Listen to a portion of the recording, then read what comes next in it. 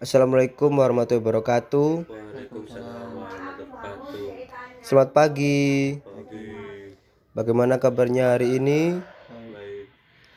Alhamdulillah sehat selalu ya. Iya, Pak. Hari ini ada yang tidak masuk, Nggak tahu, Pak.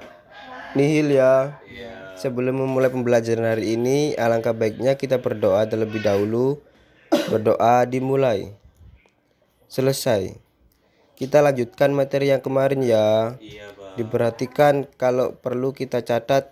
Ada yang tahu kerjasama ekonomi internasional itu apa? Belum tahu, Pak. Coba perhatikan barang-barang di sekitar kalian seperti kulkas, televisi, motor, atau handphone kamu. Coba perhatikan dari mana barang-barang tersebut dibuat. Apakah semuanya dari Indonesia? Pasti tidak. Pasti ada yang dibuat dari Jepang, Amerika, atau bahkan Tiongkok ya kan? Iya, Pak. Barang-barang tersebut bisa ada di rumah kalian berkat adanya kerjasama ekonomi internasional. Nah, dalam definisinya, kerjasama ekonomi internasional merupakan suatu kerjasama dalam bidang ekonomi yang dilakukan oleh suatu negara dengan negara lain yang saling menguntungkan. Dengan saling bekerja sama, menciptakan iklim kerjasama ekonomi antar negara. Dengan begitu, dapat mempercepat pertumbuhan dan kestabilan ekonomi negara tersebut. Manfaat kerjasama ekonomi internasional tidak hanya sebatas itu saja. Ada manfaat lainnya antara lain. Yang pertama, meningkatkan pendapatan negara. Seperti contoh, TKI yang bekerja di luar negeri akan mendapatkan gaji dengan mata uang di negara tersebut. Ketika mereka mengalihkan dana asing tersebut ke Indonesia, terjadi transaksi pembelian rupiah. Dan inilah yang memberikan pemasukan pada negara. Selain TKI, kegiatan ekspor juga peran penting. Indonesia negara yang kaya akan hasil buminya, menjadi negara pemasok sumber-sumber bahan baku bagi negara-negara yang memiliki keterbatasan alam, sumber daya alam, seperti Amerika dan Cina. Kedua contoh tersebut berperan penting dalam meningkatkan pendapatan negara dalam bentuk devisa. Devisa yang terus bertambah akan bermanfaat bagi percepatan pembangunan, pembayaran utang luar negeri, dan semakin meningkatnya pertumbuhan ekonomi. Menjaga kestabilan harga. Yang kedua, menjaga kestabilan harga dalam negeri. Jika produksi lebih sedikit dari permintaan, tentu akan terjadi kenaikan harga. Untuk mengatasi hal ini, perlu adanya penyeimbangan antara permintaan dan keterbatasan produk, yaitu dengan memperbanyak jumlah produksi, tentunya dengan solusi terbaik, dengan menambah kuota impor yang sesuai dengan permintaan masyarakat. Nah, karena itu Indonesia perlu melakukan impor daging sapi, beras, garam. Tujuannya untuk memenuhi permintaan dalam negeri. Ketersediaan barang akan menjaga harga relatif stabil dan murah. Yang ketiga, memperluas ketersediaan lapangan pekerja. Ketersediaan lapangan kerja akan meningkat seiring dengan tingginya permintaan ekspor. Karena salah satu faktor yang menentukan tingkat kelancaran produksi yang terus meningkat adalah sangat bergantung pada adanya jumlah tenaga kerja yang cukup di samping kebutuhan akan ketersediaan barang baku.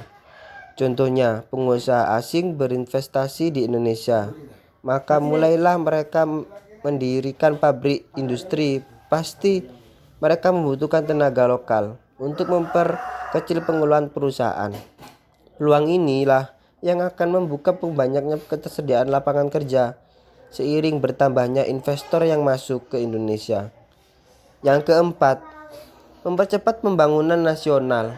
Salah satu langkah yang digunakan untuk mempercepat pembangunan nasional adalah dengan meminjam dana dari Bank Dunia. Dengan meminjam tersebut, negara dapat membuka banyak pelabuhan baru, bandara baru, dan tol laut antar pulau. Hal ini ditunjukkan untuk mempercepat proses distribusi dan mempermudah jangkauan, sehingga semua masyarakat bisa merasakan pemerataan pembangunan nasional. Yang kelima, alih teknologi.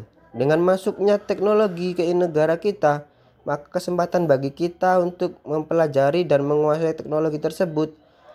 Terlebih jika kita bisa mengembangkan lebih jauh dan menciptakan yang lebih canggih lagi. Bentuk-bentuk ekonomi internasional dibagi menjadi 5. Yang pertama, kerjasama bilateral. Kerjasama bilateral adalah kerjasama antar dua negara atau lebih karena saling mendapat keuntungan atau memiliki hubungan yang baik. Contohnya, kerjasama Indonesia dengan Arab Saudi terkait ibadah haji. Yang kedua, kerjasama regional sedikit berbeda dengan kerjasama bilateral. Kerjasama regional merupakan kerjasama antar beberapa negara dalam satu kawasan atau wilayah.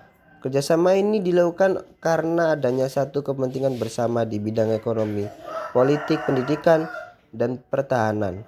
Contohnya adalah ASEAN, negara-negara yang ada di ASEAN yang tergabung dalam kelompok ASEAN, serta kerjasama yang dilakukan biasanya pada sektor pertahanan, politik, dan ekonomi. Yang ketiga, kerjasama multilateral. Kerjasama multilateral adalah kerjasama yang dilakukan lebih dari dua negara tanpa batas kawasan atau wilayah. Bisa kerjasama antar kawasan atau bisa kawasan berbeda. Anggota terdiri dari dua jenis, yaitu anggota utama dan anggota aktif. Maksud dari anggota utama adalah negara dengan kekuatan menengah, misalnya Kanada. Sementara anggota aktif adalah negara kecil yang berperannya terbatas atau sedikit kekuatan dalam urusan internasional. Biasanya anggota aktif secara sukarela bergabung dalam organisasi itu. Bisa masuk juga bisa keluar juga. Contoh kerjasama multilateral seperti adanya Perserikatan Bangsa-Bangsa atau kita kenal dengan PBB. Bentuk kerjasama yang berbeda juga memberikan manfaat yang baik dalam kerjasama internasional. Terima kasih ya. Sampai di sini pembelajaran hari ini. Bapak kasih PR ya. Minggu depan kita bahas sama-sama. Jelaskan dan sebutkan ciri-ciri internet. Ya sudah dicatat. Mohon maaf jika ada salah kata. Sampai bertemu kembali. Wassalamualaikum warahmatullahi wabarakatuh.